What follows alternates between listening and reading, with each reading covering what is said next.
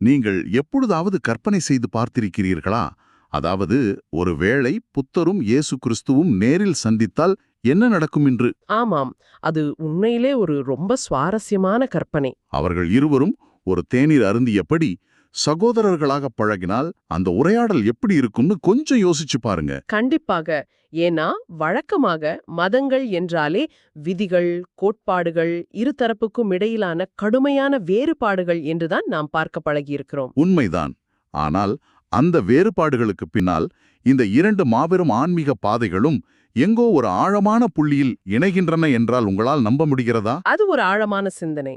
அதனாலதான் இன்றைய இந்த ஆழமான அலசலில் உலக புகழ்பெற்ற ஜென் துறவியான டிக் நாட் ஹான் எழுதிய going home, Jesus and Buddha as brothers என்ற புத்தகத்தில் உள்ள ஆதார குறிப்புகளை நாம் மிக விரிவாக ஆராயப் போகிறோம். ஓ, திக் நாட் ஹான், அவருடைய பின்னணி ரொம்ப முக்கியமானது இல்லையா?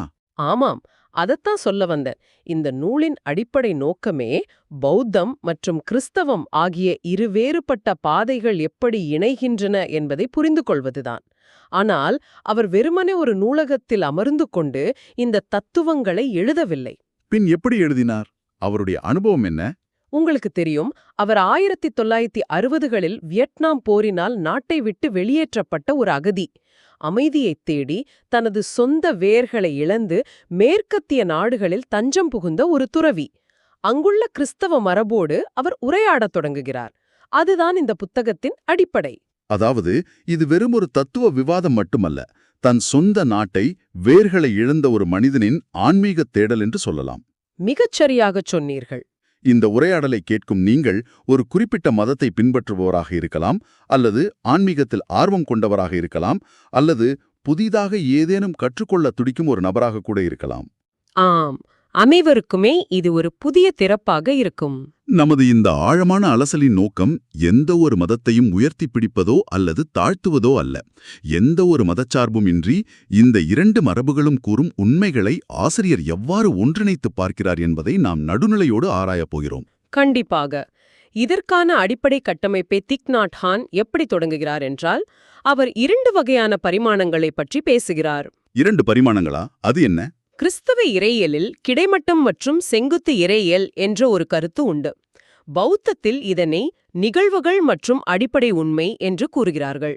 கொஞ்சம் புரியும்படி சொல்ல முடியுமா? அதாவது, இதை எளிதாக புரிந்து கொள்ள ஒரு பெரும் கடலையும் அதில் எழும் அலைகளையும் கற்பனை செய்து கொள்ளுங்கள். நாம் அனைவரும் அந்த அலைகள். ஒரு நிமிடம், இதை நான் சரியாக புரிந்து கொள்கிறேனா என்று பார்க்கிறேன். கிடைமட்டம் என்பது ஒரு அலை மற்ற அலைகளோடு தொடர்பு கொள்வதை குறிக்கிறதா? ஆமா, மிகச்சரி. அதாவது ஒரு அலை பெரியதாகவோ சிறியதாகவோ இருக்கலாம். என்னைச் சுற்றி நடக்கும் நிகழ்வுகள், நான் மற்ற மனிதர்களோடு பழகும் விதம் எல்லாமே கிடைமட்டும். அப்படியென்றால் செங்குத்து என்பது என்ன? பலரும் என்ன நினைப்பார்கள் என்றால், செங்குத்து என்பது அலை வானத்தை நோக்கி எழுவது போல, நாம் வானத்தை நோக்கி, அதாவது மேலே இருக்கும் ஒரு சொர்க்கத்தை நோக்கி பார்ப்பது என்று நினைப்பார்கள். நானும் அப்படிதான் நினைச்சேன். அது இல்லையா? இல்லை. திக் நாட் ஹான் இதை முற்றிலும் வேறு கோணத்தில் பார்க்கிறார். செங்குத்து என்பது மேலே பார்ப்பதல்ல, மாறாக தனக்குள்ளேயே ஆழமாக கீழே பார்ப்பது. ஓ, ஆழமாக பார்ப்பதா? ஆமாம், அதே அலை மற்ற அலைகளோடு தன்னை ஒப்பிடுவதை விட்டுவிட்டு தன் அடிப்படை வடிவமான நீர் என்ற தன்மையை புரிந்து கொள்வதுதான் செங்குத்து பார்வை. ஒரு அலைக்கு தொடக்கமும் உண்டு, முடிவும் உண்டு. அது பிறக்கும், மறையும். ஆனால் நீருக்கு? நீர் எப்போதும் இருக்கிறது. சரியாகச் சொன்னீர்கள். கிறிஸ்துவத்தில் இந்த நீர் தன்மையை உணர்வதுதான் இறைவனோடு தொடர்பு கொள்வது. பௌத்தத்தில் இதுவே நிர்வாண நிலையோடு தொடர்பு கொள்வது. இது என் சிந்தனையை முற்றிலும் மாற்றுகிறது. அதாவது இறைவன் என்பவரை மேகங்களுக்கு பின்னால் இருக்கும் மற்றொரு மாபெரும் அலை என்று எண்ணிவிடக்கூடாதுங்கிறீங்க. ஆமாம், அவர் அனைத்திற்கும் அடிப்படையான நீர் என்பதை ஆசிரியர் மிக தெளிவாக கூறுகிறார். அலைகளுக்கிடையே உள்ள உறவை விட அலைக்கும் நீருக்கும் உள்ள உறவு முற்றிலும் மாறுபட்டது. இதை நான் இப்படி புரிந்து கொள்ளலாமா? இது ஒரு கணினியின் மென்பொருள்களுக்கும் அந்த கணினியையே இயக்கும் மின்சாரத்திற்கும் உள்ள வித்தியாசம் போன்றதா? ஓ, அது ஒரு அருமையான ஒப்புமை.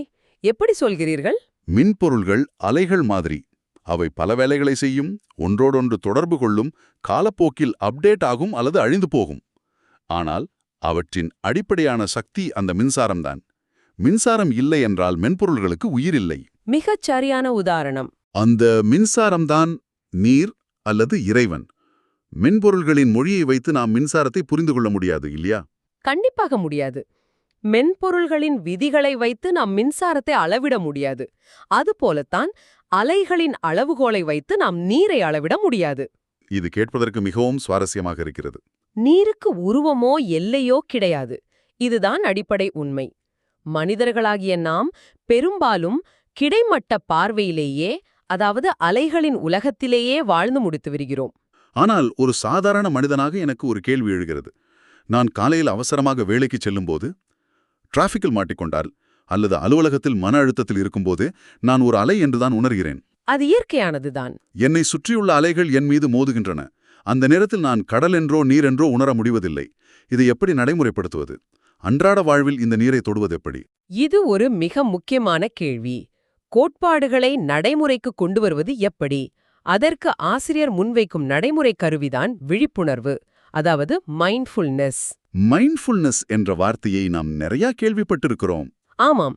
இங்கு கவனிக்க வேண்டிய அற்புதமான விஷயம் என்னவென்றால், பௌத்தம் கூறும் விழிப்புணர்வும் கிறிஸ்துவம் கூறும் பரிசுத்த ஆவியும் ஒரே மாதிரியான ஆற்றலாகவே செயல்படுகின்றன என்று திக் நட் ஹான் கூறுகிறார். ஒரு நிமிடம். விழிப்புணர்வும் பரிசுத்த ஆவியும் ஒன்றா? அவர் அப்படித்தான் பார்க்கிறார். இதை ஒரு சின்னஞ்சிறிய செயலின் மூலம் அவர் விளக்குகிறார். ஒரு துண்டு ரொட்டியை சாப்பிடுவதை கற்பனை செய்து கொள்ளுங்கள். ரொட்டி சாப்பிடுவதற்கும் பரிசுத்த ஆவி அல்லது விழிப்புணர்வுக்கும் என்ன சம்பந்தம்? சாதாரணமாக நாம் சாப்பிடும்போது நம் மனம் அலுவலகத்திலோ அல்லது வேறு ஏதோ சிந்தனையிலோ இருக்கும். ஆனால் விழிப்புணர்வோடு சாப்பிடும்போது அந்த ரொட்டிக்குள் இருக்கும் பிரபஞ்சத்தை நீங்கள் பார்க்கிறீர்கள். ரொட்டிக்குள் பிரபஞ்சமா? ஆமா. அந்த ரொட்டி ஒரு காலத்தில் கோதுமையாக இருந்தது. அந்த கோதுமை வளர மழை தேவைப்பட்டது, சூரிய ஒளி தேவைப்பட்டது, பூமி தேவைப்பட்டது, உழவனின் உழைப்பு தேவைப்பட்டது. ஓ, எல்லாமே ஒன்றோடு ஒன்று இணைந்திருக்கிறது. கண்டிப்பாக. ஆக ஒரு சிறு ரொட்டி துண்டில் ஒட்டுமொத்த பிரபஞ்சமும் அடங்கியிருக்கிறது. நீங்கள் முழுமையாக நிகழ்காலத்தில் வாழ்ந்து அந்த ரொட்டியை சாப்பிடும்போது நீங்கள் ஒட்டுமொத்த பிரபஞ்சத்தையும் உள்கொள்கிறீர்கள். ஆஹா, நான் ஒரு ரொட்டியை சாப்பிடுகிறேன் என்று நினைப்பது ஒரு அலையின் பார்வை. அந்த ரொட்டிக்குள் இருக்கும் மழையையும் சூரியனையும் ஒட்டுமொத்த பிரபஞ்சத்தின் தொடர்பையும் உணர்வது நீர்த்தன்மையைத் தொடுவது. சரிதானே? சரியாக பிடித்து விட்டீர்கள். கிறிஸ்தவத்தில் இதைத்தான் இறைவனின் பிரசன்னத்தில் வாழ்வது என்று கூறுகிறார்கள். விழிப்புணர்வு என்பது புத்தரின் ஆற்றல், பரிசுத்த ஆவி என்பது இறைவனின் ஆற்றல். இரண்டுமே நம்மை நிகழ்காலத்தில் முழுமையாக வாழச் செய்கின்றன. இது ரொம்ப அழகா இருக்கிறது. உங்களுக்கு தெரியும், பைபிளில் இயேசு ஞான ஸ்நானம் பெற்ற பிறகு 40 நாட்கள் வனாந்தரத்தில் தியானம் செய்தார் என்று ஒரு குறிப்புண்டு. அந்த 40 நாட்களும் அவர் என்ன செய்திருப்பார்? அவர் பிரார்த்தனை செய்து கொண்டிருந்தார் என்றுதான் பொதுவாக சொல்வார்கள். ஆமாம். அவர் வெறுமனே பட்டினி கிடக்கவில்லை. தனக்குள் இருக்கும் இந்த பரிசுத்த ஆவியின் ஆற்றலை, அதாவது விழிப்புணர்வை, தியானத்தின் மூலம் முழுமையாக பெருக்கிக் கொண்டார் என்று ஆசிரியர் விளக்குகிறார். அப்படியா? ஆமாம். அந்த ஆற்றல்தான் அவருக்கு குணப்படுத்தும் சக்தியையும் கருணையையும் கொடுத்தது. இது ஆச்சரியமாக இருக்கிறது. விழிப்புணர்வு என்பது ஏதோ ஒரு தியான மண்டபத்தில் கண்களை மூடிக்கொண்டு அமைதியாக உட்கார்ந்திருக்கும்போது மட்டும் நடப்பது என்ற கற்பனை என்னிடம் இருந்தது. பலருக்கும் அப்படித்தான் இருக்கிறது. ஆனால் காலையில் உணவை சாப்பிடும் போதும் தேநீர் அருந்தும் போதும், ஏன் நீங்கள் சொன்ன அந்த டிராஃபிக்கில் காத்திருக்கும் போது கூட நாம் விழிப்புணர்வோடு இருந்தால் இந்த இறையாற்றலை உணர முடியும் என்பது எவ்வளவு பெரிய சுதந்திரம்! நிச்சயமாக. விழிப்புணர்வு என்பது ஒவ்வொரு கணமும் உயிர்ப்போடு இருப்பது.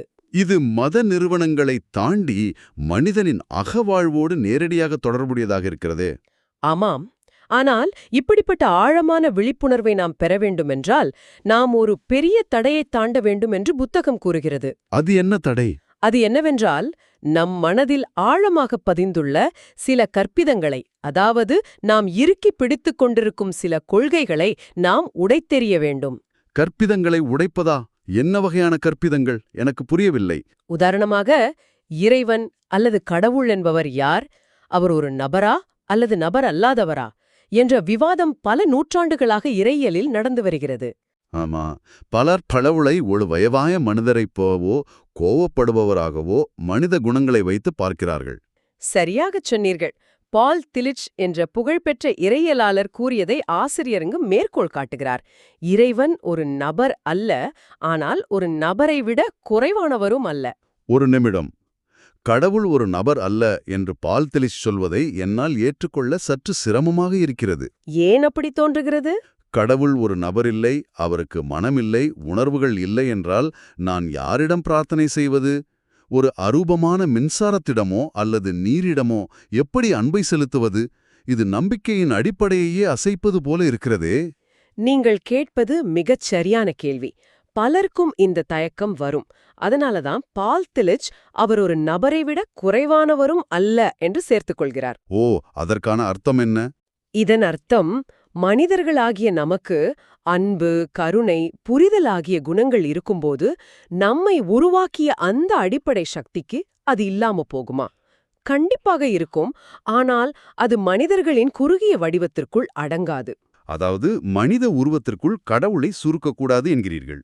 ஆமாம், நீருக்கு என்று ஒரு தனிப்பட்ட உருவம் இல்லை என்றாலும் அது எல்லா பாத்திரங்களின் உருவத்தையும் ஏற்கிறதல்லவா? அதுபோல இறைவன் என்பவர் மனித கற்பனைகளுக்கு அப்பாற்பட்ட எல்லையற்ற கருணையின் வடிவம். இது ஒரு நல்ல விளக்கம். பௌத்தத்திலும் இதேபோல நான் என்ற கற்பிதத்தை உடைக்க சொல்கிறார்கள். நான் என்ற கற்பிதத்தை உடைப்பதா? அதாவது எனக்கென்று ஒரு தனி அடையாளம் இல்லை என்கிறார்களா? ஆமாம், பௌத்தத்தில் நான் என்பது நிரந்தரமானது அல்ல என்ற கருத்து உண்டு. எல்லாமே மாறிக்கொண்டே இருக்கிறது. நீங்கள் நேற்றிருந்ததைப் போல இன்று இல்லை. உண்மைதான். உடலும் சிந்தனையும் மாறிக்கொண்டே இருக்கின்றன. இருக்கிறோம்.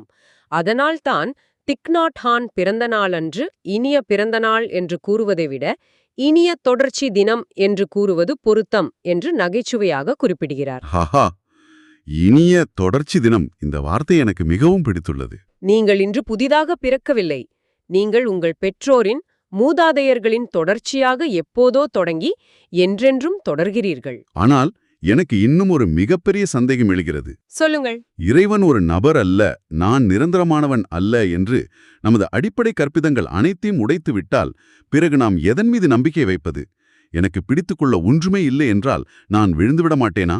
இந்த இடத்தில்தான் திட் நாட் ஹான் மிகவும் கூர்மையான ஒரு கருத்தை முன்வைக்கிறார். நம்பிக்கை என்பது குருட்டத்தனமாக ஒரு கருத்தை பிடித்து தொங்குவது அல்ல. அப்படிப்பட்ட நம்பிக்கை எளிதில் உடைந்துவிடும். அப்படியானால் உண்மையான நம்பிக்கை என்பது என்ன? ஒரு ஜென் பழமொழியை அவர் இங்கு குறிப்பிடுகிறார். நீங்கள் சாலையில் செல்லும்போது புத்தரை சந்தித்தால் அவரை கொன்றுவிடுங்கள். என்னது? புத்தரை சந்தித்தால் அவரை கொன்று விடுவதா? இது மிகவும் முரண்பாடாகவும் அதிர்ச்சியாகவும் இருக்கிறது. ஒரு பௌத்த துறவியே இப்படி சொல்லலாமா? இதன் உண்மையான அர்த்தம் பௌதீக ரீதியான கொலை அல்ல. உங்கள் மனதில் நீங்கள் ஏற்கனவே உருவாக்கி வைத்துள்ள புத்தர் இப்படித்தான் இருப்பார், இறைவன் இப்படித்தான் இருப்பார் என்ற குறுகிய பிம்பத்தை, உங்கள் கற்பனையை அழித்து விடுங்கள் என்பதுதான் அதன் பொருள். ஓ, அந்த பிம்பத்தை உடைக்க சொல்கிறாரா? ஆமாம். நீங்கள் உங்கள் கற்பனையில் உள்ள புத்தரை பிடித்துக் கொண்டிருந்தால் உண்மையான எல்லையற்ற புத்தத்தன்மையை நீங்கள் தவறவிட்டு விடுவீர்கள். இதுதான் கோட்பாடுகளை உடைப்பது. உண்மையான நம்பிக்கை என்பது ஒரு உயிரோட்டமான விஷயம். அது எப்படி சாத்தியம்? அது அனுபவத்தால் வளர வேண்டும். திக் நாட் ஹான் இதை ஒரு எளிய உதாரணத்தின் மூலம் விளக்குகிறார். டோஃபு அல்லது ஃப்ரூட் கேக் செய்ய கற்றுக்கொள்வதைப் போலத்தான் நம்பிக்கையும். கேக் செய்வதற்கும் ஆன்மீக நம்பிக்கைக்கும் உள்ள தொடர்பை நான் இன்னும் கண்டுபிடிக்கவில்லை. அதை கொஞ்சம் விளக்க முடியுமா? அதாவது, நீங்கள் ஒருவரிடம் கேக் செய்ய கற்றுக்கொள்கிறீர்கள். முதலில் அவர் சொல்வதை நம்பி அந்த செய்முறையை பின்பற்றி செய்கிறீர்கள். இது ஆரம்ப கட்ட நம்பிக்கை. முதல் முறை கேக் சுமாராக வரலாம். ஆமா, பழக்கம் இல்லாததால் அப்படிதான் வரும். ஆனால் நீங்கள் மீண்டும் மீண்டும் அதை செய்யும்போது உங்களுக்கு சொந்தமான ஒரு அனுபவம் கிடைக்கிறது. இப்போது உங்கள் நம்பிக்கை அவர் சொன்னார் அல்லது புத்தகத்தில் இருக்கிறது என்பதை தாண்டி எனக்கு அனுபவம் இருக்கிறது, எனக்கு கேக் செய்ய தெரியும் என்ற உண்மையான வாழும் நம்பிக்கையாக மாறுகிறது.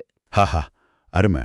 உங்கள் அனுபவம் வளரும்போது பழைய செய்முறையை நீங்கள் தூக்கி எறிந்துவிடலாம். ஏணியில் ஏறும் ஒருவன் எப்படி பழைய படிகளை விட்டுவிட்டு புதிய படிகளில் ஏறுகிறானோ அதே போல நம்பிக்கையும் வளர வேண்டும். அருமையான விளக்கம். ஆக பழைய படிகளிலேயே நின்று கொண்டு இதுதான் என் ஏணி என்று சண்டையிடக்கூடாது. அந்த படிகள் நாம் மேலே செல்வதற்கான கருவிகள் மட்டுமே. மிகச் சரியாக புரிந்து கொண்டீர்கள். சரி, இப்படி நாம் கற்பிதங்களை எல்லாம் விட்டுவிட்டு உண்மையான உயிரோட்டமான நம்பிக்கையை அடைந்துவிட்டால் நம் வாழ்வில் இனி துன்பமே இருக்காது, நாம் ஒரு மகிழ்ச்சியான நிலைப்பாட்டை அடைந்து விடுவோம் என்று சொல்லலாமா? எல்லாமே சுகமாகிவிடுமா? இங்குதான் பலரும் ஒரு மிகப்பெரிய தவறு செய்கிறார்கள். ஆன்மீகம் என்றாலே துன்பத்திலிருந்து தப்பிப்பது என்று நாம் நினைத்துக் கொள்கிறோம். அப்படி இல்லையா? இல்லை. திக் நாட் ஹேன் ஒரு ஆழமான உண்மையை உடைக்கிறார். துன்பத்திலிருந்து பிறக்கும் அன்பு என்ற ஒரு கருத்தை அவர் முன்வைக்கிறார். துன்பமில்லாத சொர்க்கம் வேண்டும் என்று நாம் ஏங்குகிறோம். ஆனால் அது சாத்தியமே இல்லை. அப்படி ஒரு இடம் இருந்தால் அது மிகவும் சலிப்பானதாக இருக்கும் என்கிறார் அவர். ஒரு நிமிடம். துன்பம் இல்லாமல் அன்பு இல்லையா? இது கேட்பதற்கு சற்று கடினமாக இருக்கிறது. நாம் எல்லோரும் துன்பமே இல்லாத ஒரு வாழ்க்கையை நோக்கித்தானே ஓடிக்கொண்டிருக்கிறோம். எந்த வழியும் இருக்கக்கூடாது என்றுதானே நாம் பிரார்த்தனை செய்கிறோம். ஆமாம். ஆனால் பசி என்ற துன்பம் இல்லாமல் ஒரு பிடி உணவின் அருமை தெரியாது. தாமரை மலர வேண்டுமென்றால் அங்கு சேறு இருக்க வேண்டும். சேறு இல்லாமல் தாமரை இல்லை. உண்மைதான். சேற்றில்தான் தாமரை வளரும். அதுபோலவே துன்பத்தை புரிந்து கொள்வதில்தான் கருணை பிறக்கிறது. நீங்கள் வலியை உணர்ந்தால்தான் இன்னொரு மனிதனின் வலியை உங்களால் புரிந்து கொள்ள முடியும். ஆக துன்பம் என்பது அன்பை கற்றுக் கொடுக்கும் ஒரு கருவி என்கிறீர்கள். கண்டிப்பாக. துன்பமே இல்லாத ஒரு இடத்தில் அன்பும் கருணையும் முளைக்க வாய்ப்பே இல்லை. அதனாலதான் நமது துன்பங்களை ஒதுக்கித் தள்ளாமல் அதை ஏற்றுக்கொண்டு அதிலிருந்து அன்பை உருவாக்க வேண்டும் என்கிறார். இதை தன் சொந்த அனுபவத்திலிருந்து அவர் மிக அழகாக பகிர்கிறார். அவருடைய சொந்த அனுபவம் என்றால் அந்த வியட்நாம் அடதி வாழ்க்கையா குறிப்பிடுகிறீர்களா? ஆமாம். அவர் நாட்டை விட்டு வெளியேறி செக்கோஸ்லோவாக்கியாவின் பிராக் நகரத்தில் குளிரில் அழிந்து கொண்டிருக்கிறார்.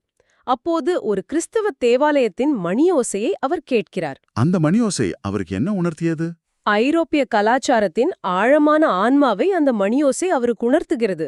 அவர் அதை ரசிக்கிறார். ஆனால் அதே சமயம் அந்த மணியோசை அவருக்கு ஒரு பழைய நினைவையும் கொண்டு வருகிறது. என்ன நினைவது? அவருக்கு 11 வயதாக இருக்கும்போது வியட்நாமின் ஒரு மலையில் ஒரு துறவியை தேடிச் சென்றபோது அவர் கேட்ட நீர்த்துளிகளின் சத்தம் அது. ஒரு பக்கம் ஐரோப்பிய தேவாலய மணியோசை, மறுபக்கம் வியட்நாம் மலையின் நீர்த்துளி. இது கேட்பதற்கே ஒரு கவிதை போல இருக்கிறது. அந்த நீர்த்துளியின் சத்தம் அவருடைய பௌத்த மரபையும் அவருடைய சொந்த மண்ணையும் குறிக்கிறதல்லவா? ஆமாம். அவர் என்ன சொல்கிறார் என்றால், தனது சொந்த மரபில், அதாவது அந்த நீர்த்துளியில் ஆழமாக வேரூன்றியதாலதான் அவரால் இன்னொரு மரபையும் அந்த தேவாலய மணியோசையும் ஆழமாக உணர்ந்து ரசிக்க முடிந்தது. ஆழமான வேர்கள் இருந்தால்தான் மற்றதையும் ரசிக்க முடியும் என்கிறாரா? நிச்சயமாக. வேர்கள் இல்லாத மரம் எப்படி புதிய மண்ணில் வளர முடியாதோ, அதேபோல நமது சொந்த கலாச்சார வேர்களில் நாம் இணைந்திருக்க வேண்டியது மிகவும் அவசியம். நாம் மற்றொரு மரபை மதிக்க வேண்டுமென்றால் முதலில் நம் மரபை நாம் முழுமையாக ஏற்றுக்கொள்ள வேண்டும். இது எனக்கு ஒரு புதிய தெளிவை கொடுக்கிறது. முன்பு நான் 2 மதங்களை பின்பற்றுவதை அல்லது மதிப்பதை 2 வெவ்வேறு திசைகளில் பயணம் செய்வது போல நினைத்தேன். இப்போது எப்படி தோன்றுகிறது? நீங்கள் சொல்வதை கேட்டால் இது 2 மொழிகளை கற்றுக்கொள்வது போல இருக்கிறது. நான் ஆங்கில இலக்கணத்தை மிக ஆழமாக கற்கும்போது அது என் தாய்மொழியான தமிழின் அழகும் அமைப்பும் எனக்கு இன்னும் தெளிவாக புரிவதற்கு உதவுகிறதில்லையா? ஆங்கிலம் கற்றதால் நான் தமிழை மறந்துவிட வேண்டியதில்லை. மிக சரியான மற்றும் ஆழமான ஒப்புமை. திக் நாட் ஹான் கிறிஸ்தவத்தை ஆழமாக படித்ததால்தான் அவரால் பௌத்தத்தின் செங்குத்தான ஆழத்தை இன்னும் நன்றாக விளக்க முடிந்தது என்று நினைக்கிறேன். 100க்கு 100 உண்மை. திக் நாட் ஹான் இதைத்தான் விரும்புகிறார். அவர் ஒரு கற்பனையை முன்வைக்கிறார். இன்றும் புத்தரும் இயேசுவும் நேரில் சந்தித்துக் கொள்கிறார்கள் என்று. அந்த சந்திப்பில் என்ன நடக்கிறது? அந்த சந்திப்பில் புத்தர் இயேசுவிடம் இப்படி கேட்பதாக எழுதுகிறார். என் சகோதரா, இந்த காலத்தில் மனிதர்களுக்கு உதவுவது மிகவும் கடினமாக இருக்கிறதா? ஏனென்றால் இன்றைய உலகத்தில் வன்முறை, வேரற்ற தன்மை, தவிப்பு அதிகமாகிவிட்டது. வேர்களை இழந்து தவிக்கும் இன்றைய இளைய சமுதாயம் தங்களை மீட்டெடுக்க தடுமாறுகிறது. அதனால்தான் ஆசிரியர் 2 வேர்களையும் நாம் ஸ்வீகரிக்கலாம் என்று சொல்கிறாரா? ஆமாம். குறிப்பாக இருவேறு மரபுகளை பின்பற்றுபவர்கள் திருமணம் செய்து கொள்ளும்போது குழந்தைகள் எந்த மதத்தை பின்பற்றுவது என்ற குழப்பம் வரும். ஆனாம், அது இன்றும் பல குடும்பங்களில் நடக்கிறது. அப்போது ஆசிரியர் சொல்கிறார், குழந்தைகள் 2 வேர்களையும் பெற்று வளரட்டுமே. ஒரு மரத்திற்கு 2 வலுவான வேர்கள் இருந்தால் அது இன்னும் ஆழமாக உறுதியாக நிற்கும் அல்லவா என்று. இது ரொம்ப முற்போக்கான ஒரு சிந்தனை. புத்தர், இயேசு இருவருமே நம்முள் வாழும் ஆன்மீக மூதாதையர்கள். ஒருவரை கரம் பிடிப்பதற்காக மற்றவரை தள்ளிவிட வேண்டியதில்லை. 2 பெருங்கடல்களும் ஒன்றோடொன்று கலப்பதில் எந்த தவறும் இல்லை. மிகவும் அற்புதமான, நம்மை சிந்திக்க வைக்கும் ஒரு உரையாடல் இது. கிடைமட்டமும் செங்குட்டும், அலைகளும் கடலும், நீர்த்துளியும் மணியோசையும், புத்தரும் இயேசுவும், இவை எல்லாமே நம்மை நிகழ்காலம் என்ற ஒரே மையப்புள்ளிக்கு தான் அழைத்து வருகிறன. நிச்சயமாக. எந்த சடங்குகளிலும் சிக்கிக் கொள்ளாமல் விழிப்புணர்வோடு அன்போடு வாழ்வதுதான் அந்த திறவுகோல் என்பதை திக் நாட் ஹானின் இந்த புத்தகம் மிக தெளிவாக விளக்குகிறது. சரி, இந்த ஆழமான அலசலை முடிப்பதற்கு முன் இதை கேட்கும் உங்களுக்கான ஒரு இறுதி கேள்வி. நாம் எல்லாம் துன்பமே இல்லாத ஒரு சொர்க்கத்திற்கு செல்ல வேண்டும் என்று ஏங்குகிறோமே, அங்கு சென்றால் எல்லா பிரச்சனைகளும் தீர்ந்துவிடும் என்று நினைக்கிறோமே. ஆமாம், எல்லோரும் அப்படிதான் நினைக்கிறார்கள். ஒருவேளை சொர்க்கம் என்பது துன்பமே இல்லாத ஒரு மாயையான இடம் அல்லவோ? உங்கள் வாழ்வில் உள்ள துன்பங்களை முழுமையாக புரிந்து கொண்டு அதை அன்பாகவும் கருணையாகவும் மாற்றத் தெரிந்த ஒரு மனநிலையை நீங்கள் அடைந்துவிட்டால் நீங்கள் வாழும் இந்த இடமே உண்மையான சொர்க்கமோ? இதை நீங்களே சிந்தித்துப் பாருங்கள். மிக அருமையான ஒரு சிந்தனை. இவ்வளோ நேரம் கேட்டதுக்கு ரொம்ப நன்றி. இந்த Tamil voice reads channel monetisation இல்லாம தான் நடக்குது. ஆமாம். இந்த ஆடியோ புத்தகம் உங்களுக்கு பயன் தருது என்று நினைத்தால் இந்த முயற்சி தொடர்ந்து போக உங்க ஆதரவு மிகவும் உதவும். கண்டிப்பாக. என்னுடைய இந்த முயற்சிக்கு நன்கொடை அளிக்க விருப்பம் இருந்தால் டிஸ்கிரிப்ஷனில் கொடுக்கப்பட்டுள்ள UPI ID மூலம் வழங்கலாம். உங்களால் முடிந்த அளவு போதும். ஆமாம், சிறிய ஆதரவும் பெரிய உதவிதான். இந்த வீடியோ உங்களுக்கு பயனுள்ளதாக இருந்தால் சப்ஸ்கிரைப் பண்ணுங்க. மற்றவர்களுக்கும் பகிர்ந்து கொள்ளுங்கள். இந்த கருத்துக்கள் அவர்களுக்கும் தேவையாக இருக்கலாம். லைக் பண்ணுங்க. உங்க கருத்துக்களை கமெண்ட்ல பகிருங்க. மனப்பூர்வமான நன்றி. நன்றி.